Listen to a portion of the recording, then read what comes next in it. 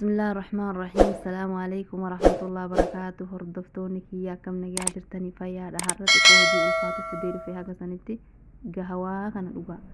ونسني قبل دير في أكاتا ورقة أنا بتدلقنو نمكن يرقدا ورقة أنا بندلقو نجالة الليلة قرو أكاتا تدلقنو دورا رتي شنكرتها بالما كف انشري بردونسي في كبدرا بالا إسان شري أكسما طماطم هباسة دي هنشري akkasuma dibsi rummaan yookiin rummaan cuunfamasaa zayita zayituun yookiin zayituun garuu zayita zayituun akkaan tolcha maajii bishaan dhoowwaa keessa kaahee akka bullaahu leemuuna yookiin leemuun bishaan dhugoo bishaan isaa dimbilaalii fi kammuun ashaaboo ni zanjabiil akkasuma maanni kun fil aswad baala isaa kana bishaaniin xiqqoo dhiqan yoon dhiqane maruu nama rakkisa nama nyaata jechuu laazim bishaaniin xiqqoo dhiqan shunkurtaadha ximaaximitti daballa shunkurtaa fi ximaaximni akka nama waxii qaqqaluu sanitti cirtan xiqqeessitanii jechuun malee akka nama mijatu akkasuma ruzi masrii jechuu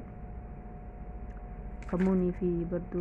barduunisii fi kabdaraasan kuni ruzi masrii daqiiqaa 30 bishaan keessa keessanii eeganii dabartanii maajii immoo bishaan dhoowwaa kee daqiiqaa 5-6 akka taa'u qaba akkasuma bullaahu ka wal qixxaatu jechuu ashaa dhugoodha haga nu geettan wanni godhatanii dibsi rummaanii namni qabdan immoo milhileemuun tafayyaduu dandeessa milhileemuu yoo beekan inshallah yeroo biraa sanin garsiisa waraqaasaa qimaan gosa hundarraa akkuma isinii hime durarratti amma haala kanaa walitti laaqannaa maruu qofaan nu hafe maruuf immoo viidiyoo sana agarsiisuun xiqqoonaaf mijatu yeroo biraa dhiirin waan mana namaa dalaguufanillee iddoo viidiyoo dhiiraa waraabuun na rakkisaa waan natti oo'an jedhee faasoo sodoo xiqqoo waraabaa ani haala lamaanin mare haala dhiiratuu fi haala gabaabbatuunin mare yeroo biraa inshaallah haala bal'aanis san garsiise lammaffaa